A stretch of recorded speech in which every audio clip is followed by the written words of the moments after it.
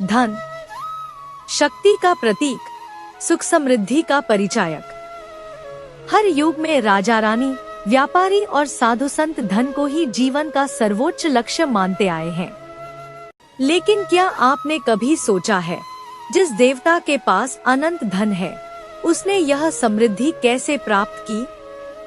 क्या वह जन्मजात ही धनवेद था, या उसके पीछे छुपा है एक तपस्या, एक संघर्ष, एक त्याग की अनूठी गाथा? आज हम आपको सुनाएंगे कुबेर देव की रहस्यमयी और प्रेरणादायक कथा, जिसे सुनकर आपकी आत्मा में भी समृद्धि का सार प्रवाहित हो जाएगा। बहुत समय पहले, त्रेतायुग के प्रारंभ में, एक विशाल और समृद्ध राज्य था, लंका। उसका शासक था राजा वैश्रवण, जिसे हम आगे वैश्रवण कहेंगे। वैश्रवण का जन्म राक्षस कुल में हुआ, पर रूप धूप ऐसा कि वह मानो मानवों का ही राजा हो। उसके महल स्वर्णिम गुंबदों से सजे थे, दीवारें रत्नों से दमकती और खजाने में अचूक सोना चांदी भरा था।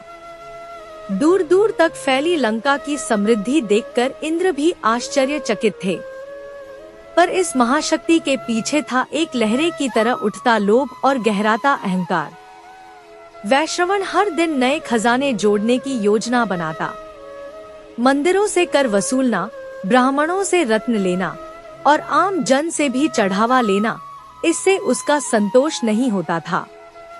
वह स्वयं को इतना धनवान समझने लगा कि उसने दिव्य सत्ता को चुनौती देने तक का साहस कर लिया। एक दिन उसने शिवजी के मंदिर पर भी कर लगा दिया, शिवलिंगों पर सोने की नापतौल शुरू करवा दी। लंकावासियों के मन में भय व्याप्त था, पर कोई अशक्त उनसे सवाल करने का साहस नहीं कर पाया। वैश्रवण का अहंकार छलनी हो चुका था, वह धन को ही परम आराध्य मान चुका था।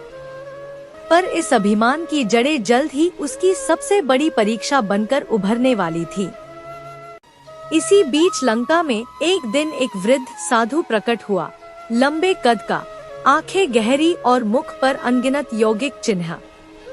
उसने राजा वैश्रवण के समक्ष झुककर कहा, हे राजन, तेरा स्वर्ण तुझसे छिन जाएगा और एक ऐसा व्यक्ति उत्पन्न होगा जो सच्चा धनवान बनेगा। राजा ने साधु की बातों को ठुकरा दिया और गरज कर बोला, मेरा धन तुझसे बड़ा और कोई नहीं। अगर कोई इसे छीनने की कोशिश करेगा तो तुम्हें भी भुगतना पड़ेगा। पर रात होते ही राजा के सपने बदलने लगे। मंदिरों के दरवाजे बंद होते, रत्न रेत में बदल जाते और साधु मुस्कुरा कर काली छाया बनकर गायब हो जाता। कुछ ही दिन में वह स्वयं सांस फूलकर त्रस्त हो उठा। भय और बेचैनी ने उसके मनमस्तिष्क को घेर लिया। वह विचलित हो उठता, क्या वाकई मेरा धन मेरे हाथ से निकल जाएगा? इस बेचैनी से उबारने का मार्ग जल्द ही स्वयं दिव्य शक्तियां सुझाने वाली थी।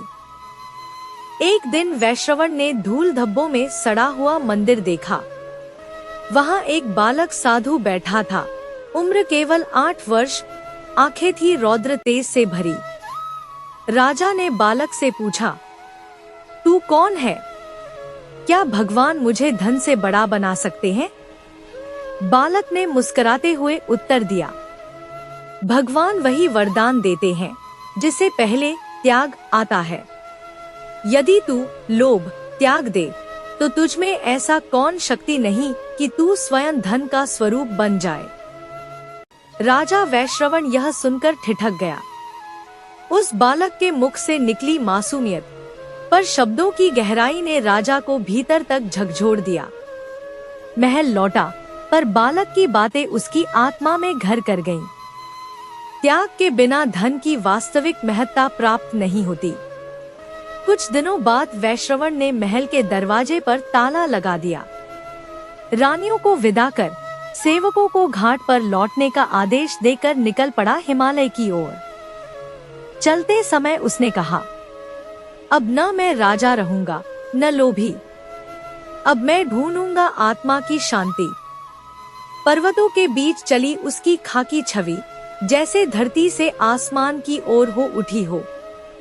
वह एक गुफा में ठहर गया, जहां बर्फ की कालीन बिछी थी और सनातन शांति थी। धीरे धीरे उसने भौतिक वस्त्र तेजस्वी साधु वेश में बदले। दिन रात नमः शिवाय का जप चला। जल का एक घूंट, धूप की एक किरण, बस इतना ही था जीवन का आधार। वर्ष बीत रहे थे और राजा वैश्रवण का शरीर क्षीण होता जा रहा था, पर हृदय में एक निश्चल शांति घर कर गई थी। समय ने पंख पसारे, दशक बीते, शताब्दी उल्टी और राजा वैश्रवण अब कुछ भी नहीं रह गया, मात्र एक अविनाशी आत्मा का स्वरूप, जिसकी तपस्या ने उसे दिव्य कण-कण तक बदल दिया था। एक दिन हिमालय के उस भाग में अजीब सी हलचल मची। पूरी गुफा प्रकाश से भर उठी और डमरू की गूंज दूर दूर तक गूंजी। सूर्य के किरणों ने पहाड़ों को चूमते हुए जैसे स्वर को भी मधुर बना दिया हो। तभी अवतरित हुए भगवान शिव, तिलक ज्वलंत, त्रिनेत्र आलोकित। शिव ने कहा, हे तपस्वी, तुझे अब वैश्रवण नहीं, नई पहचान मिलेगी। तू त्याग करके लोभ को हराया और इसलिए तुझ में फलते हैं सच्चे धन के बीज। अब से तेरा नाम होगा कुबेर, धन का देवता। देवताओं के खजाने की चाबी तेरे हाथ में रहेगी। और उसी क्षण हिमालय की गुफा सोने की रोशनी से चमक उठी। एक दिव्य स्वर्णिम मुकुट कुबेर के सिर पर धरा गया और वह खादी वस्त्र अब स्वर्ण प्रधान में बदल गया। भगवान शिव के निर्देश पर कुबेर ने आलोकित नगरी अलकापुरी की रचना आरंभ की। वहां मेघदूतों ने रत्न वर्षा की, चंद्र किरणों ने सोने की राह बनाई। पर इस नगरी की विशिष्टता थी, यह धन गरिमा की नगरी होने के बावजूद कोई भूखा न सोया, कोई निर्धन न रोया। कुबेर ने जनसेवा को अपने पहले धर्म के रूप में अपनाया।